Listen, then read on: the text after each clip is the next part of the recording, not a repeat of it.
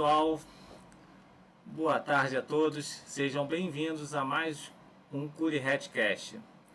Hoje um episódio especial, a gente vai bater um papo hoje com a Janaína, uma pessoa que a gente está com uma expectativa muito grande de conversar, pois a gente já tem tentado por vários momentos aqui fazer esse bate-papo aqui online, mas por questões técnicas a gente não conseguiu ainda. Então vou apresentar para vocês aqui a Janaína, nossa querida mãe da Camilinha. Janaína, fala um pouquinho aí de você. Primeiramente, boa tarde. Muito obrigada pelo convite. Luiz, é um prazer, poder estar participando desse projeto maravilhoso de vocês. Mais um, tem a corrida, a CuriHat também, que a gente, mesmo de longe, sempre tenta estar participando de alguma maneira, Eu sou Janaína, sou mãe da Camila, como o Luiz falou, Camilinha é uma menininha de 5 anos de idade. Sou funcionária pública, moro em Barretos, no estado de São Paulo, Atualmente trabalho numa cidade vizinha chamada Guaíra. Meu esposo e eu viemos do Mato Grosso, por conta de questões familiares mesmo, quando meus pais estavam se aposentando, eles vieram para cá e aí acabei vindo junto, enfim, acabei trazendo o marido também. A menina foi uma menina muito planejada, Foi uma gravidez que foi realmente muito tranquila. Um dia antes de eu entrar em trabalho de parto, Camila estava passeando no shopping, Então foi assim, tudo muito tranquilo realmente em relação à minha gestação, em relação a tudo que foi perante a gravidez, E aí, conforme a gente foi... Depois do nascimento dela, que a gente começou a perceber, às vezes, algumas questões de pequenos atrasos no desenvolvimento. Eu falei que sou funcionária pública, eu sou psicóloga, então, assim, eu estudei, um pouco sobre essa questão de desenvolvimento infantil e já tive alguns priminhos também, crianças na família, então a gente acaba muitas vezes fazendo algumas pequenas comparações. Mas a Camila, desde os 6 meses de idade, que a gente percebia pequenos atrasos nela, mas não eram sempre levados muito a sério, vamos dizer assim. E aí os médicos muitas vezes falavam que é porque ela é criada com adulto, Ou então é porque ela precisa ir mais para o chão, aí precisa sair da cadeira, precisa, da cadeirinha dela, precisa ser colocada mais no chão, precisa dar mais estímulo. E mesmo a gente falando que isso acontecia muitas vezes e tudo mais, no começo até que a gente não era levado tão a sério, Só quando ela chegou mesmo, dos seus 7, 8 meses, que era para ela estar um pouco mais firme, sentando praticamente sozinha e tudo mais, que realmente acendeu uma luzinha aí de alerta, vamos dizer assim, e aí a gente começou realmente uma busca do que poderia estar acontecendo, Começando as buscas médicas, as buscas de profissional mesmo, do que pode ser feito, às vezes uma fisioterapia, alguma coisa assim. Então foram períodos de bastante angústia, vamos dizer assim, por um tempo. No nosso caso foi um tempo até relativamente longo, porque a partir dos 8, como eu falei, dos 8 meses dela, que a gente realmente começou a buscar médico, e nós só fomos conseguir fechar o diagnóstico dela mesmo quando ela estava já com quase 4 anos de idade. Estava já com 3 anos e 8 meses, mais ou menos, que a gente conseguiu. Então, nós passamos por diversos médicos, além de neurologistas, infectologista, geneticista, e aí até a gente conseguir realmente fazer todas essas buscas, conseguir entender um pouco tudo que está acontecendo foi bem angustiante a primeiro momento. Mas uma coisa até interessante, Luiz, que eu assisti, né, as outras gravações que vocês fizeram, né, os outros podcasts, das outras mães falando, e até mesmo, né, de vocês, da Raquel, dessa dificuldade do diagnóstico. Né? Aqui em casa foi um pouquinho diferente, vamos dizer assim, porque o nosso maior baque foi quando a gente percebeu o nosso desenvolvimento e principalmente as perdas.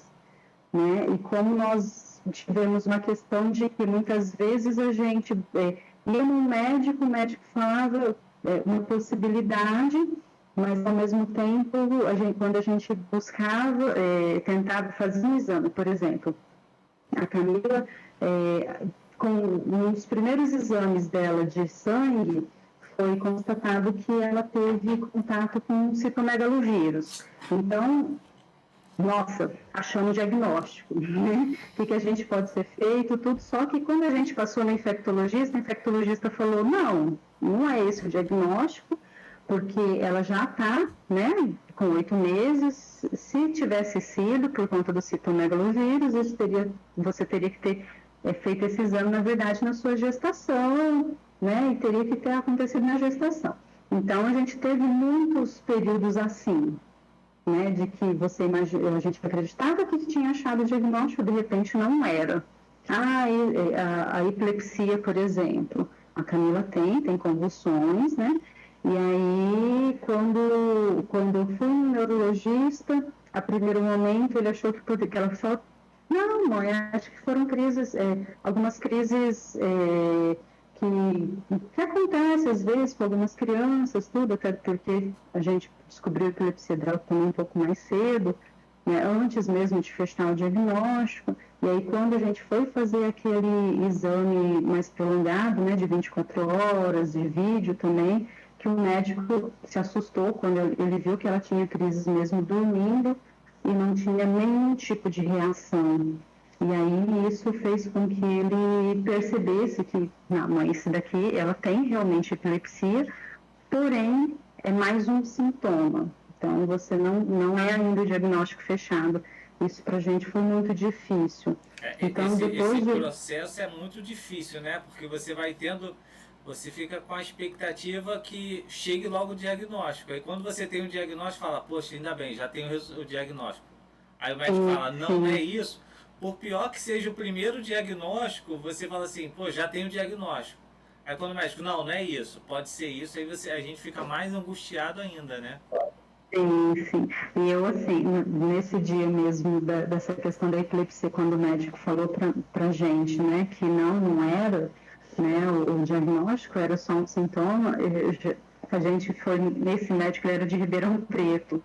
Eu vim chorando de Ribeirão Preto até Barretos. O Diego teve uma hora que até parou o carro e falou assim, amor, tá tudo bem? Né? Ei, se você quer que eu faça alguma coisa, não, pelo amor de Deus, só me deixa chorar. Eu preciso chorar muito para eu conseguir seguir em frente amanhã. E amanhã eu faço, mas agora eu só quero chorar. E eu realmente vim 1h30 chorando muito. Né? No dia seguinte eu levantei a cabeça e falei, agora o que eu preciso fazer? Né? Vamos para o próximo passo. E aí, assim, nós tivemos uma neuropediatra que havia falado da hipótese diagnóstica da síndrome de Rett. Mas, como todo mundo, a gente fez a mesma coisa, procurou na internet o que era síndrome de Rett. Que assustador. Nossa, que assustador, né? Ler tudo o que a gente acha pelo Google a primeiro momento. E aí, pra gente... A Camilinha tem quantos anos agora? 5 anos. 5 anos. Tá. Então você teve diagnóstico mais ou menos com 3,5, né? Então, há 2 anos 3 atrás. E 8, mais ou menos. Isso. Foi em novembro de 2019.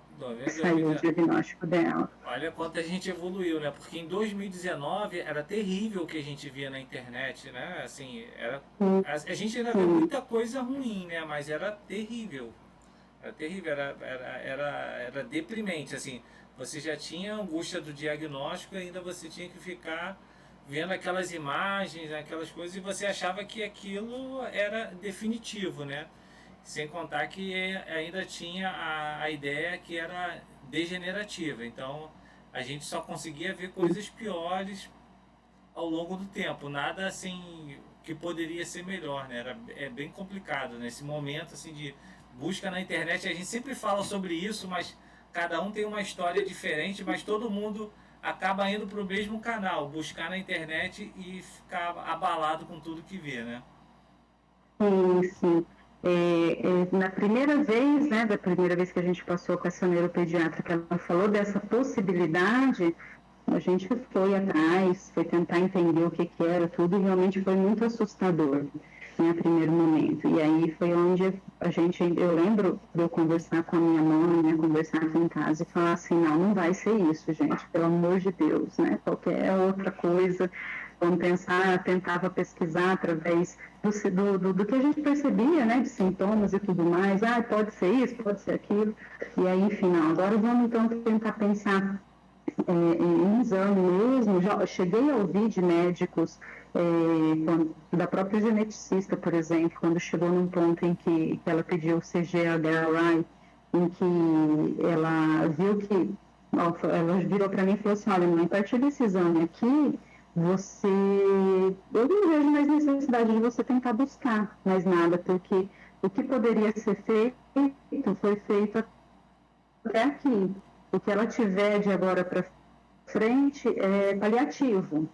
E aí eu fiquei com aquele ponto de interrogação do tipo assim, mas eu não vou conseguir nomear o que a minha filha tem, né? Pelo menos para a gente tentar mesmo buscar algum tipo de compreensão ou de tentar buscar alguma forma de ter um conhecimento maior.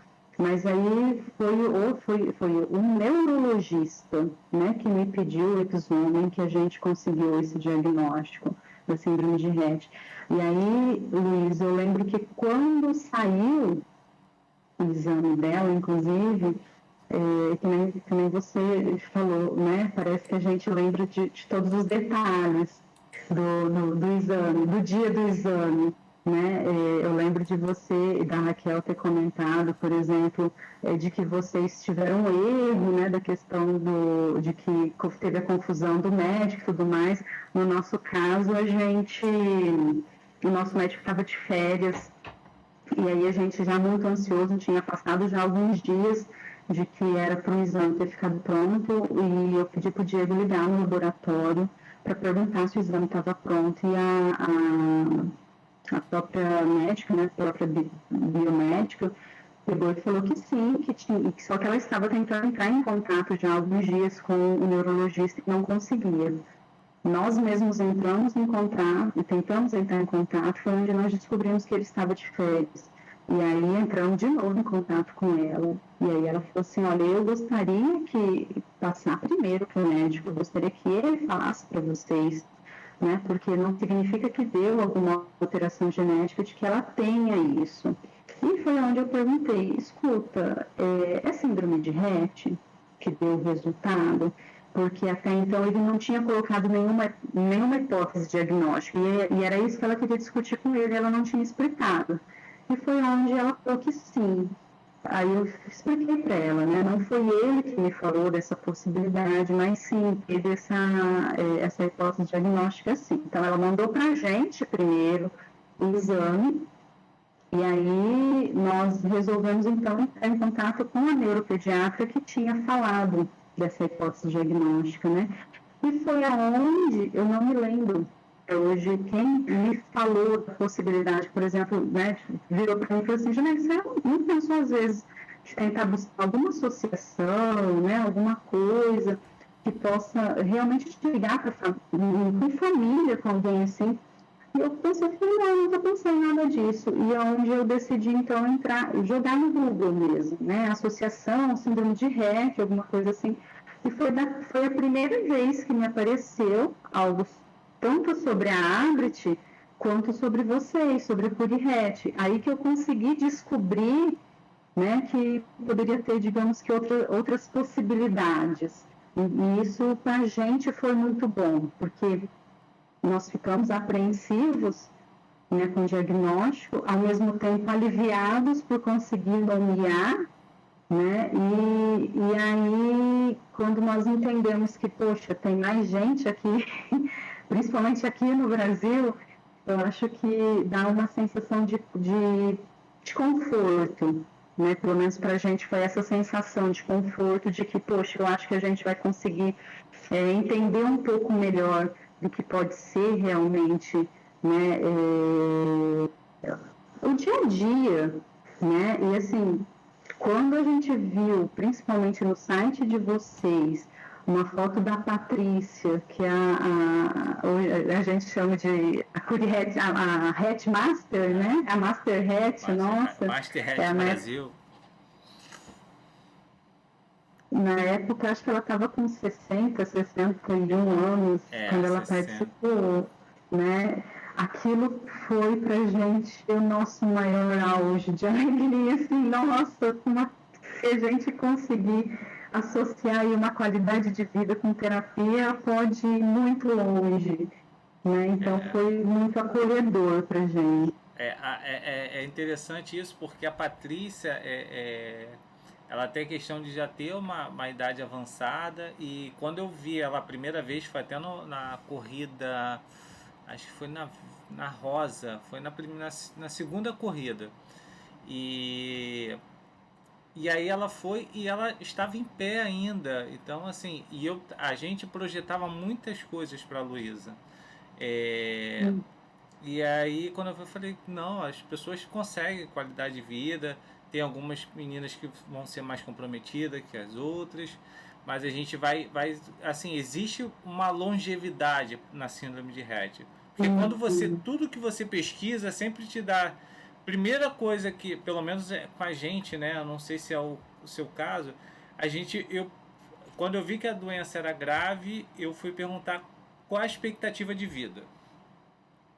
Qual a expectativa de vida? E eu, assim, porque eu achava, pô, não sei, eu não sabia, ninguém sabia me explicar direito, e eu fui ver a expectativa de vida. E quando eu vejo uma pessoa com 60 anos, e assim, aparentemente ainda bem, eu falei, poxa, cara, então assim, não tem por que eu ficar projetando tantas coisas ruins, assim, que elas podem nunca acontecer, mas se acontecer a gente vai estar muito preparado para isso.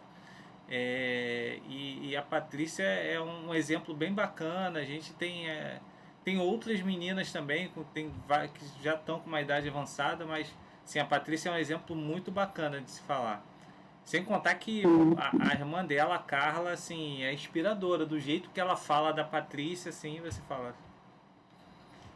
Quando a gente teve o Lorenzo, né?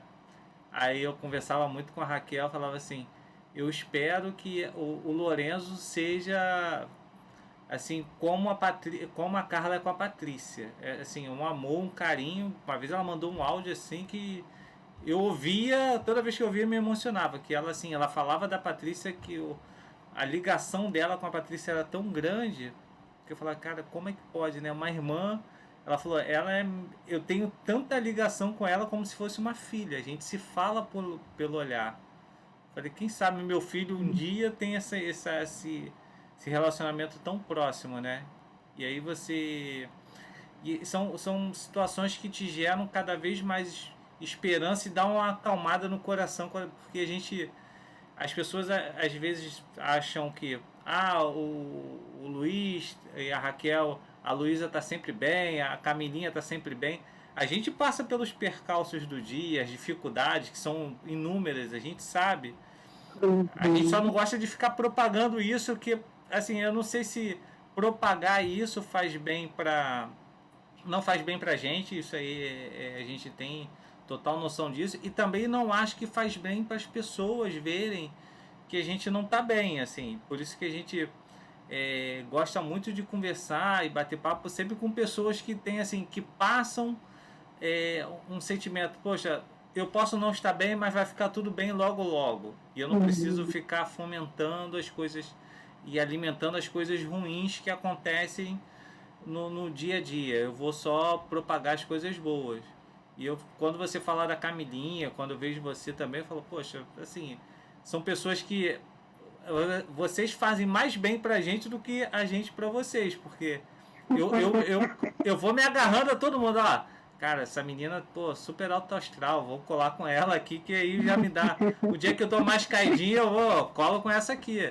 Isso é uma estratégia nossa também, ó. Hoje eu não tô muito bem, peraí. Vou colar com essa aqui que vai levantar meu astral. Uhum. E é isso que a gente tem que fazer, porque quando a gente vai buscar, quando a gente ia no passado buscar informação na internet, e a gente via muita coisa ruim, isso só jogava a gente para baixo. Por isso, uma das maiores preocupações nossa com a Curihet é sempre é que você vai ver sempre a Curihet, a gente vai ter sempre um engajamento social, a preocupação. A gente quer muito evoluir, que as pesquisas evoluam, mas a gente vai sempre ser um movimento de alto astral. Assim, beleza, eu tenho meus problemas, pô, mas quando eu falo de síndrome de Rett, eu vejo a Curihet, lá a galera tem alto astral. Então é isso que a gente quer propagar aqui. Espero que a internet esteja buscando também, quando as pessoas buscam sobre síndrome de Rett, se verem alguma coisa da Curihet, que sejam coisas boas, né? Não coisas ruins que a gente viu no passado. Olha, pelo menos falando por nós aqui, realmente para a gente foi até muito, muito positivo, realmente. Né? Ver toda a ação de vocês, ver até mesmo do quanto vocês começaram pequeno mesmo, né? E foram crescendo, e estão cada vez mais crescendo. Né? E assim, voltando para essa questão do que você falou um pouco da Patrícia e da irmã dela, que ela falou do quanto ela aprende. Sim, porque assim, é algo muito cultural nosso, né? Quando a gente vai parabenizar uma mulher que está grávida, né? Uma das primeiras coisas que a gente fala, né? Nossa, parabéns, quanta alegria, que felicidade, né? Que ela venha com saúde. Eu tinha dentro de mim que o meu sentimento, que eu pedia realmente a Deus, foi, não, meu Deus, que ela venha para mim, que eu consiga tê-la nos meus braços, né? Que eu consiga amar a minha filha e tentar dar o meu melhor para ela. O restante a gente busca, a gente vê o que a gente faz. Não imaginava, é claro, que seria um caminho tão difícil para chegar nesse diagnóstico, né? Mas era assim um pensamento que eu tinha muito comigo, né? E essa sensação também de que eu tinha muito que aprender com ela, né? De que ela ia me ensinar muita coisa, me ensinar a voltar a dar valor realmente nas coisas pequenas, né? Num sorriso, ou numa música que seja, que pode fazer toda a alegria, né? Toda a mudança do nosso humor, vamos dizer assim. Às vezes eu estou tão carregada, tão cansada do meu serviço, e aí agora com essa pandemia, a primeira coisa que eu faço é chegar, tomar banho, né? Ela fica às vezes até bicuda comigo, fica brava, porque eu não dou nem um beijo, né? Poxa, comigo você está até mais acostumada, tá? O pai dela fica mais brava ainda, mas tudo bem. Mas aqui em casa é assim também, quando eu chego ela já vem logo em cima, se não falar, é um caos. É um caos. Sim, sim. E elas são muito expressivas, né, Luísa? Assim, enquanto a Camila ignora a gente por completo mesmo, quando algo não está agradando ela não olha no nosso olho, ela desvia o olhar.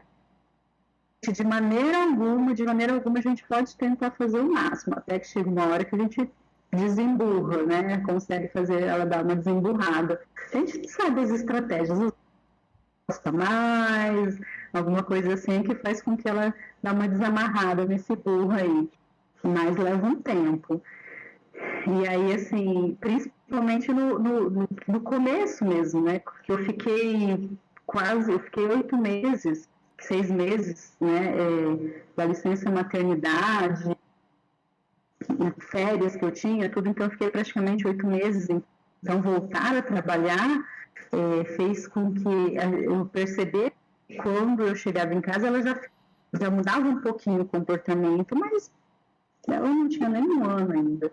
E agora que é muito mais notório, né, essa questão de que quando a gente fala alguma coisa, por exemplo, eu tenho uma vez, algo que a gente guarda muito na memória, é de uma vez em que uma fisioterapeuta estava, a primeira fisio dela, inclusive, né, meio que dando umas broncas na gente, né, falando, olha, Janaína, você precisa fazer um pouco mais de exercício com ela ainda não estava com tanta terapia, né, precisa esforçar um pouquinho mais a Camila, ela precisa tentar buscar mais as coisas, né? Não sei o que, a gente ainda não tinha o diagnóstico.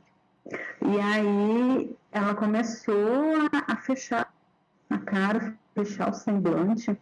E aí, assim, essa fisioterapeuta super alto astral, super brincalhona, tudo, e a Camila lá, fechada. Aquele semblante sério dela. Aí eu virei assim, feliz. Eu acho que ela tá te ignorando. Eu acho que ela não gostou do que você falou pra ela. Aí eu falei, não acredito nisso. Eu falei, tenta, você faz o teste, tenta olhar, né? Vira ela para você, tenta fazer ela olhar para você. E ela realmente não olhava, ela olhava para um lado, olhava para o outro. E eu falei assim, nossa, tá vendo? Ela entendeu tudinho que você falou e ela ficou muito brava com você. Né? E é assim em casa, realmente. Esse fim de semana, por exemplo, a minha irmã é a madrinha dela, né? A madrinha de batismo, e aí a minha irmã foi num casamento próximo de São Paulo, em São Bernardo, e uma amiga dela estava em alguns 8 ou 9 meses, não sei, e a minha irmã fez uma chamada de vídeo pra gente, a neném no colo. A Camila fechou, ignorou, ficou morrendo de ciúmes da madrinha dela, não teve quem fizesse ela sorrir. Não, elas são demais. Eu tenho uma menininha que fica com a gente de vez em quando, né? Que é a Juju. E aí ela meio que vira quase que uma irmãzinha dela, né? A Juju tem 11 anos e a Lulu tem 8 e elas estão juntas desde pequeno. E a Juju às vezes vem pra cá, fica aqui em casa 2 semanas direto, fica final de semana. Aí a Juju ficou aqui sem vir em casa, acho que uma semana, sem aparecer. Cara, quando apareceu a Juju aqui, a Juju foi abraçar ela e ignorou. Não quero conversa contigo. Você me abandonou uma semana. Como assim que você vai me abandonar uma semana? Você não tem direito disso. E a gente, caramba, ela tá ignorou totalmente. É muito engraçado. Por isso que é legal, né? A gente fala sobre isso, que as pessoas acham que a criança não tem a sensibilidade, ela tá ali, ou ela tá numa cadeira de rodas, ela tá caladinha. Elas se comunicam muito bem. Você tem que ter uma sensibilidade, uma atenção extrema para isso, que elas se comunicam muito bem. O terapeuta da Lulu, ele fez umas comunicações aqui em casa, que em cada cômodo, eu até vou ver se numa próxima oportunidade, se ele participa de novo do podcast, que ele fez um material que é umas comunicações, umas imagens. Perto onde ela escova os dentes, ele botou um bonequinho escovando os dentes. No chuveiro, botou um bonequinho no chuveiro. Na pia, botou um bonequinho lavando a louça. Então, cada ponto. Ela gosta de ficar na pia, ela não lava a louça, mas a gente vai estar lavando a louça ali, ela vai e bota a mão na água ali para ficar aquele ambiente.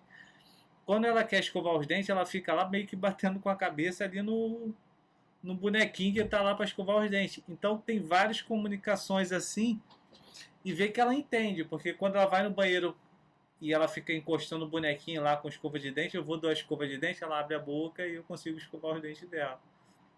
Então, para se ver como elas são ligadas e cada vez mais, se a gente tiver a possibilidade de estimular isso, elas vão desenvolver muito mesmo. E aí vai de encontro com aquilo que é as dificuldades que nós temos, né? De ter uma pessoa com essa atenção diferenciada para criança com síndrome de Rett. Porque ele acha às vezes que a criança com síndrome de Rett é totalmente autista e não é antissocial. Não é assim, não que todo autista seja antissocial, não é isso. Mas, assim, as crianças com síndrome de Rett, elas gostam de abraço, gostam de estar próximas, elas gostam de carinho, elas se comunicam muito bem do jeito delas, só na maioria não se espera, não fala, né? Mas elas se comunicam muito bem. Então, quando a gente conseguir mais especialistas que tenham essa atenção, poxa, a síndrome de Rett tem essa característica, então dá para a gente cuidar e abordar de forma diferente para conseguir desenvolver outras habilidades. Acho que isso aí para a gente vai ser fundamental, importante até para a evolução delas. Fazer uma conexão realmente, né? Se conectar a elas mesmo para conseguir fazer esse entendimento. Hoje, como é que está a sua rotina com a Camilinha? A Camilinha faz alguma terapia? Não, ela vai para a escola? O que você tem hoje de rotina assim, no teu dia a dia que você consegue encaixar? Então, ela começou só, né, a frequentar a creche, aí com a pandemia começou todo mundo, né, começou a fazer o estudo em casa e tudo mais, e aí quando voltou a gente preferiu manter em casa, né, só que eu falo que ela tem uma agenda minha, né, tem uma agenda de executivo, então assim, eu trabalho 3 vezes na semana, que é segunda, terça e quarta. Nesses dias em que eu estou trabalhando, é o Diego que fica com ela, né? E aí nos outros dias a gente meio que reveza, vamos dizer assim. E a Camila tá, assim, ela faz o Pédia Switch, até mês passado ela estava fazendo intensivo, né, do Pédia, faz foro, faz músico, que ela é apaixonada na musicoterapia. Eu falo que eu acredito que seja a terapia que ela mais gosta, assim, né? Que ela se solta mesmo, que ela se expressa bastante. Faz a ecoterapia também, que a gente percebeu um ganho mesmo, assim, nessa questão do equilíbrio, né? Do tronco. A Camila, ela é cadeirante, e aí o ano passado a gente teve uma situação bem delicada, de que ela internou, entrou em mal súbito, né, e aí ela perdeu muita coisa do que ela tinha conquistado, então a gente percebeu que todas as terapias em conjunto realmente foi o que ajudou ela a voltar, e ela está até além, né, agora disso. Além disso, ela tem 2 TOs também, uma para trabalhar essa parte da percepção, né, da tato mesmo, né, de trabalhar a tem uma outra que faz a bandagem, essa questão da bandagem e fazer alongamento, a bandagem ela que escolhe, né? Ela traz uma seleção de bandagens assim para colocar na Camila e a gente vai mostrando de 2 em 2 para ela, né? Para ela fazer a escolha da bandagem. Descobriu a cor preferida da Camila, né? A cor preferida da Camila é amarela, né? E aí sim, sempre escolhendo amarelo. Epa! Estamos descobrindo aí uma preferência, né? E a gente vai no preto para fazer o Cuevas Medec, né? É o único que a gente viaja, assim, de terapia toda sexta-feira. Então, toda semana, só na sexta que ela tem somente o Cuevas Medec, nos outros dias enquanto à tarde, e a gente vai se adequando a nossa rotina, na verdade, né? Às vezes, seja a gente buscar algum tratamento, alguma coisa assim, aí a gente vai fazendo em função do que e a gente vai se organizando, né? Essa questão da escolha, foi algo que a gente teve um chãozinho de orelha, né? A TO dela, que uns 2 anos mais ou menos, precisa começar a escolher o que ela quer, né? Precisa começar a fazer mais parte, para a gente tentar descobrir os desejos dela também. E assim, confesso que ela não escolhe tudo, né? A roupinha dela do dia a dia, por exemplo, a gente mesmo escolhendo. Mas, assim, uma coisa que ela sempre demonstra, o desenho, às vezes, se ela não está satisfeita no que ela está assistindo, ou então quando ela cansa daquilo, ela dá o jeitinho dela de demonstrar, ela dá umas rateadas, né? Ou então ela começa a TV olhar pra gente, né? Ela olha pra TV, olha pra gente. Isso ela faz muito, por exemplo, tá esperando, né, em algum lugar, e a TV tá lá ligada. E aí ela olha pra gente, olha pra TV, tipo, mãe, você não vai colocar meu desenho? Né? Você não vai, eu quero assistir. Muda, esse canal tá chato. Assim. E, O pior é que o que aí, fica chato é aquilo que ela ficou vendo todos os dias, várias horas, e do nada ela enjoou daquilo.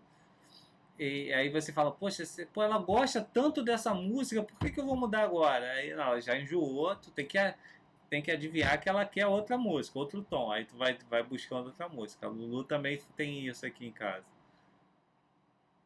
a gente vai fazendo os testes, né? E aí a gente vai olhando, ver o que agrada e o que não agrada. Tem uma situação legal aqui em casa, como a gente vê muito o YouTube aqui, né? E o YouTube ele fica os quadradinhos, né? A TV fica os quadradinhos todos. E eu vejo que a Lulu ela acompanha com os olhos o quadradinho, né? Que de repente é a música, o videozinho que ela quer assistir. É bem legal isso. Aí a gente começou a ficar mais atento. Tá, filho, o que você quer? Ela vai com o olhinho lá para dar. Então é isso. Aí clica. Às vezes a gente erra, né? Mas na maioria das vezes dá certo isso. É legal também. Que é uma forma que ela nunca tentei assim, que a gente mas nunca tentei assim, a gente vai tentando mesmo e vendo tem hora que eu tenho que apelar que ela não tá com paciência não de ficar vendo os quadradinhos, ela quer que eu adivinhe rápido, mas quando ela tá com um pouquinho mais de paciência a gente sai a isso, porque quando ela também não tá afim de esperar, não segura, é difícil. E eu me lembro, Janaína, quando a gente se conheceu aqui no Rio, né? Você fez contato com a gente, não foi isso? E a gente se encontrou no shopping, vocês estavam viajando. Eu me lembro que estava um pouco recente do diagnóstico, né? Mas vocês estavam viajando. E aí você estava muito preocupada. E eu me lembro, falei, poxa, olha só, fica preocupada, mas a gente vai ter uma vida pós-diagnóstico, né? E que eu vejo. Até porque foi a primeira viagem de Diego, na verdade, depois que ela nasceu, né? E aí foi uma viagem que a gente pensou por inúmeras vezes cancelar, porque nós viajamos naquele período, foi uma semana do carnaval, né, de 2000, foi ano passado, né, de 2020, antes de acontecer toda essa questão da pandemia e tudo mais. E aí nós tivemos o diagnóstico dela em novembro de 2019. Em agosto de 2019 eu perdi minha mãe. Minha mãe havia falecido e aí a gente morava com a minha mãe. E uma coisa até super interessante em relação a isso, né, Luiz? A Camilinha, a gente levou ela no velório. Só que passado o velório, passado toda essa despedida, né, esse processo que a gente tem, assim, do velório, a gente parou um tempo de falar para a Camila sobre a minha mãe. E a minha mãe, nós morávamos todos nós juntos, e ela sempre foi muito presente, ela sempre foi muito apegada com a Camila. Só que, assim, algumas vezes a minha mãe viajou, foi até mesmo em 2019 mesmo, né, mais ou menos no começo do ano, ela tinha ido para Rondônia, porque meu irmão teve a minha sobrinha, né, minha filha teve a minha sobrinha, então minha mãe ficou um pouco mais de um mês lá, tudo mais. Passado mais ou menos um mês do falecimento, ela faleceu em agosto, mais ou menos setembro, outubro, a gente começou a perceber a Camila se entristecendo, a Camila se fechando, e a gente não entendia exatamente o que era. Só que aí, sabe, quando você começa a pensar assim, poxa, o que está acontecendo? Por que ela tá ficando tão quietinha, né? A gente tenta estimular, tenta brincar, não tá sorrindo. E aí veio assim na cabeça, poxa, porque ela tá ficando com saudade da avó. né? E porque a gente simplesmente era como se a avó, a gente ainda também tentando vivenciar todo esse luto, né? E tendo ao mesmo tempo que pensar em burocracia e tudo mais, a gente meio que esqueceu do luto dela também, né? Que é o que você falou dessa questão de que às vezes as pessoas pensam que elas estão alheias, e às vezes a gente também pensa, né? Que elas estão um pouco alheias, elas não estão totalmente entendendo. E ela tinha ali, ela ainda não tinha os 4 anos dela, então realmente uma criança de 3 anos e pouco não entende o que é uma perda, mas precisa ser conversado, precisa ser mostrado para ela.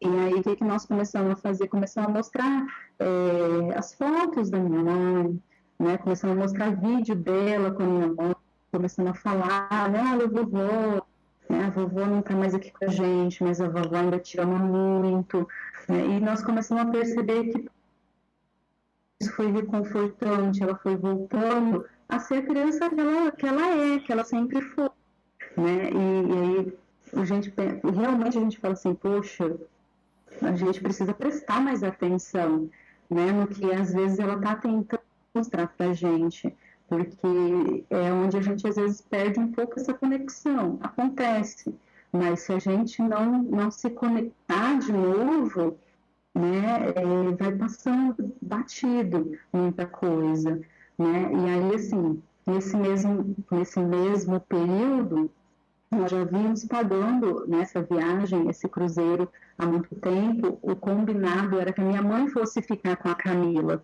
junto com a minha irmã, dando um suporte. E aí, minha mãe havia falecido e dei o diagnóstico da Camila junto. Como eu falei, foi onde a gente descobriu vocês, e aí descobri através do site da Curiret, o seu WhatsApp, começamos a conversar. Isso, conversei com uma tia minha, que assim, a minha família, graças a Deus, eu tenho um baita suporte, apesar de eles não morarem aqui, né, boa parte da minha família mora aqui em São José do Rio Preto, que é 90 quilômetros de Barretos, mas eles dão um suporte muito bom para a gente, são muito amorosos com a Camila. E aí minha tia falou assim, não, Jana, vamos sim, a gente vê o que a gente consegue fazer, a gente ajuda. A minha irmã também deu um suporte maravilhoso. Na época ela estava namorando, estava com um rapaz que até meio que vizinho nosso, que nos ajudou pra caramba também em relação à Camila. Tanto que a gente fazia às vezes chamada de vídeo pra gente, né? Tava se divertindo aqui com todo mundo. E a gente falou, poxa, você não tá nem com saudade da gente, Camila? Como assim? A gente todo preocupado. Então, assim, confesso que o que realmente fez também a gente decidir fazer essa viagem foi o desejo de te conhecer. Nossa. Você foi tão aberto com a gente, né? Você demonstrou querendo realmente nos dar um apoio, né? Você foi realmente muito, muito caloroso com a gente. E será que a gente vai conseguir ter outra oportunidade? E aí ele falou, então vamos que a gente dá um jeito caramba se encontrar, e a gente tudo preocupado, gente, ele está trabalhando, nós vamos atrapalhar o serviço dele, mas enfim, deu tudo certo. Certo. Tá, eu tô te perguntando isso porque tanto eu como a Raquel, a gente fica muito preocupado que algumas famílias, elas depois que tem o diagnóstico de ser uma família especial, uma família atípica, elas meio que se fecham pro mundo, fecham para a vida, e elas esquecem que tem um casal, que tem uma vida, que elas precisam viver, precisam curtir, ser felizes. E isso não faz bem nem para o casal, né, nem para a família, nem para a criança também, porque a gente acaba vivendo uma vida só em função da criança, e a gente acaba jogando muito peso e responsabilidade para a criança, porque a gente acha, a gente não dá para fazer isso por conta da Luísa, porque com a Luísa não dá para fazer, é difícil. E a pessoa não se permite viver uma vida mais normal possível, tendo seu lazer, seu entretenimento, porque acha que, não, agora eu sou uma família atípica e eu tenho que me pôr no meu lugar e pronto, acabou a vida. E quando a gente se encontrou, aí você fala, tá no cruzeiro, eu me lembro que a gente conversou, eu falei, cara, é isso aí, assim, vocês têm que viver, tentar viver o máximo da vida possível, porque não acabou, isso aqui é só um começo, então se você tratar esse momento muito pesado o tempo todo, você não vai ter mais vida, acabou. Você vai ficar esperando o tempo passar, né? E não é assim que, pelo menos a gente não tem esse estilo de vida, essa filosofia de vida. A gente vive todos os momentos aqui. Às vezes é uma horinha que a gente está ali na piscininha com a Lulu, ou indo na praia com ela. A gente não consegue fazer isso com tanto volume como a gente fazia no passado, mas assim, a gente sempre se permite a fazer as coisas com ela, porque a gente tem que continuar, né? A vida continua, a gente precisa continuar sendo feliz. Se a gente se fecha, não, acabou. Agora minha vida, minha rotina é trabalhar, terapias, cuidar da minha filha, medicação e pronto, acabou. Não é só isso. Eu falo, a gente reforça muito isso porque a gente vê ainda muita gente muito triste, muito que fica vivenciando essa tristeza por muito tempo. Isso não é bom, principalmente para a criança. Eu acho que para a família como um todo, mas principalmente para a criança, que a criança com síndrome de Rett, ela é muito sensível e ela sente que as coisas não estão boas, e isso só piora a situação, né? Sim, sim, não, é bem isso mesmo. E assim, nós falamos dessa questão do quanto elas são perceptivas, né? A Camila, esses tempos atrás, por exemplo, teve uma festinha de uma coleguinha dela da creche, que eu achei muito bacana, assim, do quanto a mãe entrou em contato com todas, né? Eu nem estou levando a Camila, né? Então eu imaginei que ela nem fosse ser convidada. Comentou no grupo, tudo, mas vou ficar na minha. E aí ela mandou também, então mandou no individual para cada mãe, e ela mandou para mim.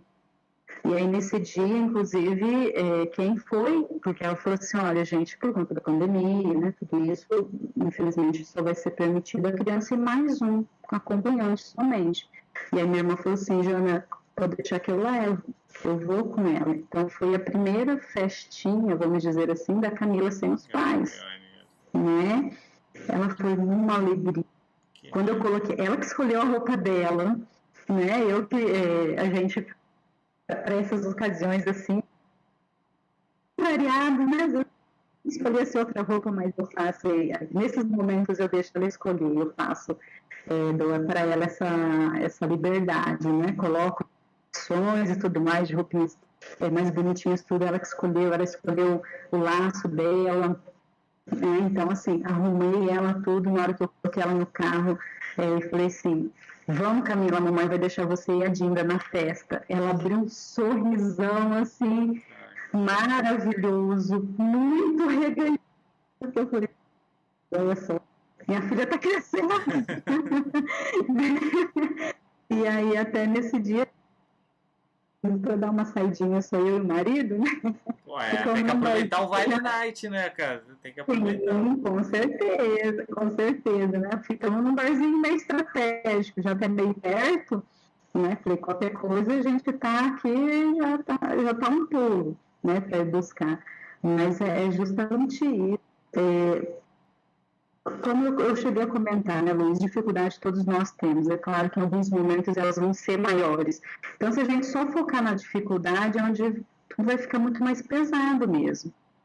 E assim, toda essa sensibilidade que elas têm, se a gente conseguir fazer toda essa conexão com elas, eu percebo, por exemplo, que quando eu chego muito cansada, e aí depois que eu tomo banho, tudo que eu dou um abraço gostoso nela, assim, eu me recarrego, e aí ela abre, né, depois de desamarrar o burro, porque ficou o dia inteiro sem mim, que ela abre aquele sorrisão, assim, delicioso. Você esquece, as limitações estão ali, né, da síndrome dela, Camila Cadeira, mas você não olha para ela você não olha para a síndrome, você olha para ela, você olha para a criança, né, e é justamente isso que faz com que você consiga ter um pouquinho mais de leveza realmente na vida. né? E aí, assim, é difícil, às vezes dá vontade de passear no shopping, que seja, agora que as coisas estão começando a voltar ao normal. E agora, a Camila, por exemplo, agora ela está com GTT, ostomia, ela precisou fazer.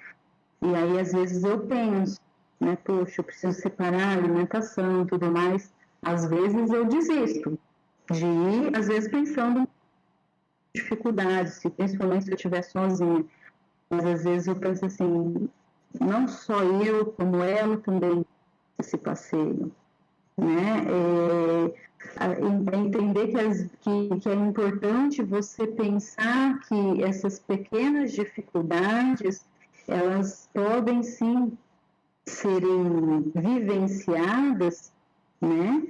Porque você vai ter um momento agradável, né? Um momento gostoso, um momento de distração, de lazer mesmo. Algumas coisas a gente não consegue fazer como antes mesmo. Por exemplo, agora nós estamos planejando ir para a praia também, né? No fim do ano agora, o GTT é a primeira vez que a gente não sabe exatamente como vai ser, mas a gente quer 2 anos sem viajar, né? A gente está querendo, tá se programando para isso. É uma lista que a gente precisa ter, que é uma lista como se fosse um bebê, vamos dizer assim, né? De levar um monte de coisa, mas nós estamos realmente focando no quanto isso vai ser bom para todos nós. Exatamente. É focar no lazer. Assim, é um planejamento, é diferente, né? Mas é um lazer. Vocês vão se organizar de um pouquinho mais, mas não pode deixar de fazer. É o que você falou. Às vezes a gente, uma dificuldadezinha, não vai fazer. Às vezes, a Luísa acorda muito cedo. Então, eu acordo cedo também. Então, 5 e meia, a gente já está de pé. E como onde eu moro tem muito mercadinha, mercearia, eu falo, poxa, eu vou lá comprar o pão. A Luísa tá de pijama, cabelo todo descabelado. Ela não faz isso com a mãe, né? Porque a mãe tem que arrumar a bonequinha. Eu falo, filha, entra no carro, vamos lá. Toda descabelada. Esse é a morte da mãe. Vai com pijama e com tudo. Vai com pijama e tudo. Porque eu falei, não, se eu for arrumar muito, não vai rolar. Então vamos embora e vai. É rapidinho, é tudo aqui muito próximo. Mas é um momento que eu vejo assim, cara, ela fica uma felicidade absurda, que ela foi na rua comprar pão. E é legal, porque aí ela fica vendo gente e interage. E eu fico feliz que eu tô passeando com a minha filha na rua. Eu curto isso e acho legal. A gente tem que se planejar? Tem. Vai dar um trabalhinho a mais. Mas é o que eu falo pro pessoal. Quem disse que ter filho é fácil? Eu tenho um pequenininho de 4 anos. Toca o terror, assim, me dá eu para levar ele na natação aqui é um parto. Ele começa a arrumar às 8, a natação é às 10, eu chego atrasado. Então, assim... Sim, realmente. E assim, uma coisa que eu realmente aprendi nesses momentos, principalmente, né, de ter que viajar e tudo mais, é fazer lista. Eu aprendi, eu aceitei que eu não preciso, né, guardar tudo na cabeça, porque isso realmente é impossível.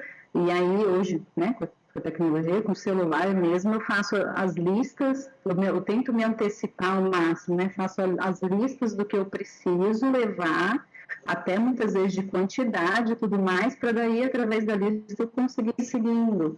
Né? Agora com a dieta dela, que ela está fazendo tudo mais, boa parte da dieta industrializada, então eu faço até o cálculo de quanto mais ou menos, eu sempre levo um pouco a mais, né? Melhor sobrar do que faltar, mas essa foi a forma que eu arrumei até para eu me sentir mais segura também, né? Porque essa sensação de insegurança, de impotência que a gente muitas vezes tem, que é realmente muito ruim, né? Mas assim, se não, para mim pelo menos, se não for assim, eu já percebi que eu não consigo muitas vezes realmente me permitir a curtir aquele momento, né? Então é assim que eu consegui fazer para que eu consiga realmente relaxar e aí conseguir curtir a situação que seja, né? Seja até mesmo que aqui a gente tem tem 3 lagos, né? 3 lagoas aqui que é muito gostoso, que o pessoal gosta de caminhar e tudo mais. E até mesmo para ir, às vezes, na lagoa para caminhar, para água, assim, né? Fralda, essas coisas. Então eu organizo a bolsinha dela, né? Tudo, e aí vamos olhar, vamos olhar os pássaros, né? Vamos respirar um pouco de ar puro, coisa simples mesmo. E às vezes até mesmo em casa também, coisas assim, pequenas brincadeiras, pequenas coisas e que tira mesmo todo o peso, e o peso não é somente das limitações, de todas as dificuldades que a gente passa de maneira geral, né? Então dá para a gente ter uma vida mais leve mesmo, né? Mais agradável. E isso vai depender do que a gente está falando, né? Então, por que não focar no que a gente tem de positivo? Né? Por que não a gente pensar mesmo no que pode ser agradável também, não só focar no problema? Exatamente. É aquilo que a gente falou lá no início, não focar só nas dificuldades. Dificuldades todo mundo tem. Assim, falar que é tudo fácil, a gente vai estar mentindo. Falar que receber um diagnóstico de síndrome de Rett é algo fácil, não é fácil. É difícil, você fica um período muito perdido.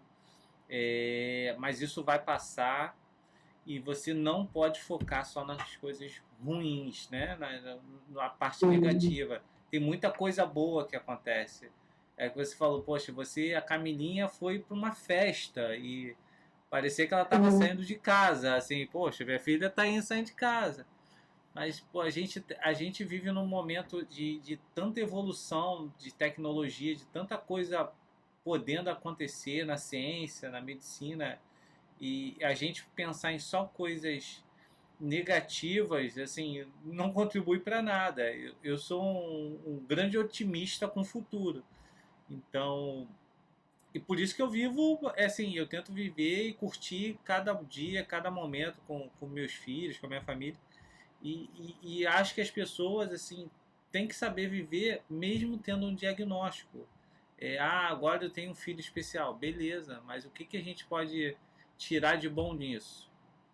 Acho que a Curi Hatch, ela foi muito quando a gente criou, foi muito mais assim, beleza, disso eu tenho um problema, eu tive um probleminha aqui. O que eu posso tirar de proveito disso? Olha que bacana, olha quanta gente legal eu tô conhecendo. Pô, tô conhecendo a Janaína, conhecendo a Camilinha, tô conhecendo tanta gente de vários locais diferentes que eu acho que a gente nunca se conheceria se não fosse assim no podcast. Jamais. Seria quase que impossível. Então, olha quanta coisa vem acontecendo. Quanta coisa ainda, muitas coisas vão acontecer. E por isso que eu acho que assim, pessoas com esse ânimo, com esse astral, vão fazer com que muitas coisas boas aconteçam para o futuro das nossas meninas. A gente esse ano, com a corrida, com o evento que a gente fez, foi um negócio tão improvisado, foi muito em cima da hora, que a gente não contava em fazer assim uma estrutura de corrida. A gente ainda tá muito naquela incerteza, pode aglomerar, não pode aglomerar, não faz evento, não faz, toma vacina, não toma vacina, todo mundo muito perdido com tudo. E quando a gente teve todo um apoio para fazer o evento esse ano, era para ser, porque está acontecendo tanta coisa de lá para cá, desde o dia que a gente decidiu fazer o evento, porque a gente conseguiu ter um ato simbólico que foi iluminar o Cristo Redentor. Primeiro que eu fui no Cristo Redentor 2 vezes no Rio de Janeiro, só passei. Eu nunca imaginaria que nós conseguiríamos subir no Cristo, fazer uma homenagem para nossas meninas, para nossas filhas todas. E para milhares de crianças, e quem sabe, assim, é algo simbólico para o mundo todo. Então, assim, eu nunca imaginaria fazer isso. A gente conseguiu recentemente um apoio de uma universidade aqui no Rio para cuidar de crianças com síndrome de Rett. E o mais legal disso, que eu estava conversando até com algumas pessoas, eu falei assim, além de a gente conseguir o tratamento gratuito para essas pessoas, a gente vai formar profissionais, porque é uma universidade que está formando profissionais que vão ser capacitados a cuidar de pessoas com síndrome de Rett. Se a gente tiver noção disso, que esses profissionais no futuro não vão fazer com que outras pessoas passem a dificuldade que a gente passou para conseguir um especialista que saiba de síndrome de Rett, é um ganho absurdo que a gente está tendo. Então, assim, muitas coisas boas estão acontecendo e vão acontecer. Então, nada mais justo do que a gente ser só um pouquinho otimista, né? E acreditar que tudo vai ficar cada vez melhor. E, assim, eu sou muito otimista com tudo. Quando a gente definiu o nome Cure Rett, não foi à toa. Então, é porque realmente a gente acredita em muitas coisas boas que vão acontecer. E a ciência, a evolução está aí, então a gente vai realmente evoluir bastante, principalmente no tema principal, que é a síndrome de Rett, que é o que a gente mais fala hoje. Pensar que, por exemplo, a corrida mesmo, né, vocês tinham feito toda uma programação e choveu no dia, né, e aí, assim, quer dizer, a chuva poderia ter sido um motivo para que vocês reclamassem, né, para que fosse algo ruim, mas ao mesmo tempo, pelas fotos, por exemplo, que vocês mostraram, tudo que vocês ficaram no ginásio, tiraram diversas fotos, né, é justamente essa questão do olhar que a gente para a situação, né? Ou eu reclamo da chuva e só acho ruim tudo isso que aconteceu, ou então eu tento realmente tirar algo de positivo da situação que a gente está vivenciando. Vocês tiraram fotos muito legais, né? Foram aparentemente, deu muita vontade de estar aí, vamos dizer assim, né? Todo mundo junto, as fotos que vocês tiraram, todo mundo realmente abraçado pela causa e tudo mais. Isso que é o bacana, porque esse que foi realmente o objetivo, né? O objetivo não é necessário a corrida somente, né? Mas pessoas, e aí tá falando cada vez sobre isso. Então, tudo depende da nossa visão mesmo. E que a gente estava falando dessa questão do pós-diagnóstico, eu não me lembro exatamente de quem eu ouvi, mas de uma mãe atípica, uma vez eu ouvi, em que ela falou assim, né, existe vida pós-diagnóstico, né, então, assim, como que a gente, isso depende realmente da gente, né, a gente vive um luto, isso é fato, a gente tem o nosso momento de tristeza, porque a partir do momento que a gente pensa numa gravidez, mesmo que não planejada, mas que ela é desejada, a gente imagina toda uma vida de uma criança, né? E aí, quando acontece, muitas vezes do jeito que a gente idealiza, é comum a gente precisar, digamos que, se pedir dessa criança que foi idealizada. Por isso, desse luto, que a gente chama de luto simbólico, né? Dentro da psicologia. E tá tudo bem você se esquecer, tá tudo bem você chorar por isso. Só que também vivenciar esse momento e, ao mesmo tempo, erguer a cabeça e falar, e agora? Né? Daqui para frente, como é que vai ser? Como é que a gente vai se frente a tudo isso? Né? Isso que é importante. Não é pensar que para mim não foi fácil, né? Para vocês não foram fácil, que vocês não tiveram momentos de tristeza, né? Nós tivemos, que nem eu falei, teve um dia que eu passei 1h30 chorando dentro do carro, porque eu senti essa necessidade. Hoje, quando eu me vejo um pouco mais triste, quando me bate aquela saudade, os meus pais, tanto meu pai quanto minha mãe são falecidos. Se eu tô triste, eu não escondo da cama.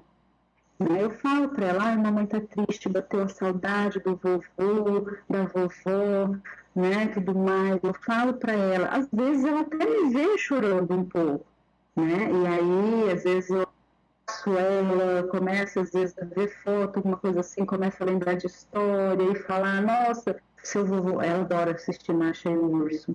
Eu tenho certeza que esse seria meu pai assistir desenho, né? Esse com certeza ia ser um desenho que ele ia sentar e assistir com ela e ia dar risadas altíssimas, né? E aí, assim, transformando essa saudade, essa tristeza que às vezes acontece nessas lembranças boas e que vai amenizando também essa dor. Então, é tentar pensar mesmo no que você consegue trazer para a sua vida, de coisas positivas mesmo, né? Do que você consegue fazer, do que você vai conseguir proporcionar para o seu filho, que o seu filho pode proporcionar para você. Como eu falei, o sorriso dela, a Camila encanta todo mundo. Aonde ela passa, ela encanta. Eu tenho certeza que a Luísa também. É. Pior que é bem assim mesmo, né? Ela passa, ela dá aquela olhada, dá um risinho, assim, conquistou. Todo mundo se derrete, É, na verdade. Né? Mas são pessoas que estão abertas a isso, né? Que estão abertas a olhar para a pessoa, né? Para a criança. E uma coisa digamos assim, que eu para eu conseguir, digamos, amenizar um pouco o meu luto, né, Luiz, é pensar que, assim, mesmo uma criança que não é atípica, quando ela cresce, não significa que ela vai os passos que eu desejei, né? A gente sonha. Você, por exemplo, em relação ao Lourenço, vocês devem sonhar várias coisas para eles, tudo que a gente pensa de melhor, né? Se ele vai seguir os caminhos que vocês às vezes idealizam, a gente, né? E aí, assim, quando a gente começa a perceber que realmente não depende de direção, né? Mas como vai ser, isso não depende da gente, porque a sensação de um diagnóstico é realmente essa sensação de perda de controle, né? De aonde foi que eu errei, o que eu fiz de errado, muitas vezes que a gente tem dessa sensação, não fez nada de errado. E o controle é uma falsa sensação, a gente não tem totalmente controle de nada, né? não, é engraçado. Recentemente teve um conhecido, um amigo meu, que me ligou e estava com uma suspeita do filho dele. E aí ele ligou, ele chorava, chorava. É muito difícil. É, eu estou junto com você há tanto tempo, mas eu não imaginava que era tão difícil receber um diagnóstico. Como que é isso? Eu estou sofrendo demais. Eu falei, cara, assim, eu vou falar qualquer coisa para você, mas não vou conseguir te acalmar. Você vai viver o seu momento, e eu vou estar aqui para te dar o maior apoio. Mas assim, é algo que você vai ter que viver, não tem como. Vou falar assim, calma, fica calmo, vai ficar tudo bem. Isso não acalma ninguém. O que acalma é de repente essa 1 hora e meia chorando aí. Ufa, vou agora soltar tudo, chorei, depois eu bola para frente. E é isso, é assim, é isso, é exatamente o que você falou, existe vida depois do diagnóstico. Então, Sim, entenda isso, e vamos viver a vida depois do diagnóstico. E é importante, sim, assim, eu acho, assim, não é uma questão de religião nem nada, eu, mas eu acredito que elas escolheram a gente por algum motivo.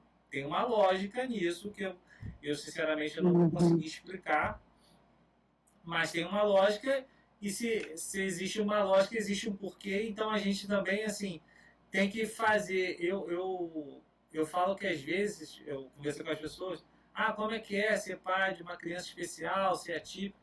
Eu falei, não sei, às vezes parece que eu tenho um super poder, parece que eu sou tipo eu ganhei um poder diferente porque eu tenho uma habilidade nova. Eu sou um pai de uma criança especial. Então é estranho, é uma sensação assim, eu tenho um superpoder. Qual é o meu superpoder? Eu sou um pai atípico. Somos uma família atípica. Então tem um porquê. Isso eu não sei explicar e eu tenho que fazer valer esse dom que eu recebi, né? Esse poder que eu recebi de alguma forma. Então, hoje eu acho que é dessa forma que a gente está fazendo de conseguir conscientizar as pessoas sobre a síndrome de Rett e sobre ser uma família típica. Mas pode. Eu de vez em quando eu converso com o Papai do Céu e falo, pô, o que eu tenho que fazer? Será que eu estou indo para o caminho certo ou errado? Qual é o caminho? E porque a gente não sabe, né? Alguma lógica deve ter e a gente tem que fazer valer esse poder que a gente ganhou, esse dom que a gente ganhou. Né? Com certeza, acredito muito nisso também. Janaína, a gente já está encerrando aqui, a gente está conversando já há um tempinho, né? Porque acabou a gente vai. É legal a distância, a gente tá batendo papo aqui, tá passando o tempo e a gente nem se ligou. Eu queria, assim, primeiro que você pudesse deixar uma mensagem para as pessoas que estão recebendo o diagnóstico, que é uma família atípica, que ela não está ainda sabendo receber, viver com esse diagnóstico. O que você poderia falar para as pessoas, deixar uma mensagem para as pessoas que estão passando por esse momento? Bem, realmente entender que tudo bem ficar triste, né? Tudo bem ter sim o seu momento de sofrimento, o seu momento de se permitir realmente essa dor, né? É difícil, não é fácil, só que ao mesmo tempo também tentar ao máximo olhar para o seu filho, para sua filha, como pessoa, como sujeito, como uma criança, se for uma criança, se for um adulto, né? Como pessoa mesmo. Olhe primeiro para ele, tente se conectar com ele como uma pessoa, como uma criança, e a partir daí, dessa conexão, a gente vai descobrindo como lidar, vamos dizer assim, né? E aí passar a entender qual é a necessidade mesmo. A Camila tem mas ao mesmo tempo, essa conexão que a gente tem com ela, a gente consegue entender, por exemplo, quando ele fala assim, olha, essa semana ela está muito cansada, ela está extremamente esgotada, então essa semana não leva mal, ela vai ter uma... Então, essa é a questão, é de você tentar entender que todos nós temos os nossos limites, então a gente consegue, do jeitinho deles, entender o que eles estão precisando e, ao mesmo tempo, o quanto eles têm para nos ensinar, né? De que a vida pode ser tão curtida, tão agradável, pequenas, com coisas que parecem ser insignificantes, mas que, na verdade, é o que a gente mais vai lembrar mais para frente. Né, daquele momento que às vezes estava ali simplesmente deitado na cama e um barulhinho só que você faz, um som diferente que você faz e a criança cai na gargalhada, para e pensa, poxa, a gente pode ser feliz com pouco. Então, se conecte, tente descobrir qual vai ser a sua forma de conexão com o seu filho, com a sua filha típica, porque isso é possível. Somente assim você vai conseguir buscar o melhor para vocês, não é somente para a criança, mas é para toda a família. Acho que é isso, Luiz. Helena, muito obrigado, assim, por você participar, compartilhar um pouquinho da sua história. Assim, eu estava muito ansioso de conseguir fazer esse bate-papo. A gente conversou a primeira vez, né, quando a gente conversou, foi algo bem agradável, assim, tanto você como seu marido, assim, pessoas super do bem, super alto astral. E a gente finalmente conseguiu conversar. Espero que a gente consiga também estar presencialmente em breve, né? Não sei como, mas acho que quem sabe aí no futuro aí a gente consiga estar presente de novo, junto. Lulu e Camelinha tocando terror junto. Estamos tentando nos programar para o ano que vem estaremos no Rio de Janeiro na corrida, se tudo der certo, com a Camilinha, a madrinha já disse que vai também, para a gente conseguir fazer o encontro das duas, né? Porque elas não se conhecem pessoalmente também, a gente também não conhece a Raquel pessoalmente, né? Queria conhecer todos vocês. Então, vou ficar muito feliz aqui que a gente vai fazer realmente um evento bem bacana que a gente consiga curtir muito. Então, assim, um grande beijo para você, para Camilinha, para o seu marido, que a gente continue assim muito empenhado realmente em conscientizar as pessoas sobre o síndrome de Rett. E sobre ser uma família típica, acho que assim a gente fala muito sobre o nosso tema, a nossa causa, que é a síndrome de Rett, mas o que eu vejo hoje, tanto quando a gente faz o evento Cure Rett, quantas pessoas abraçam a nossa causa e, independente de ser uma família com síndrome de Rett ou não, ela abraça a nossa causa e ela fala assim, poxa, essa causa é uma causa importante, eu quero participar, eu quero estar presente, eu acho que eu posso ajudar a divulgar.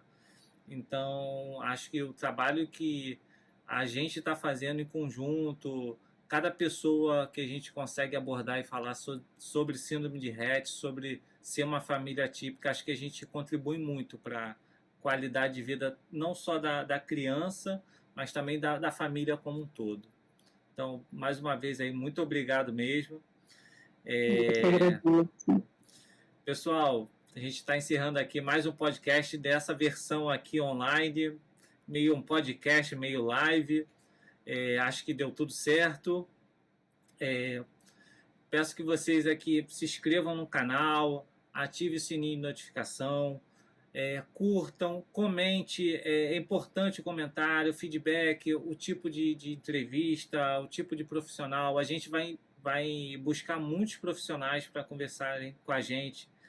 O pessoal elogiou muito o bate-papo que nós tivemos com o Michael, o terapeuta, que ele levou bastante conteúdo para as pessoas. Então, o comentário de vocês ajuda bastante a gente saber se a gente está indo no caminho certo e o que a gente precisa ter de conteúdo. Valeu, gente.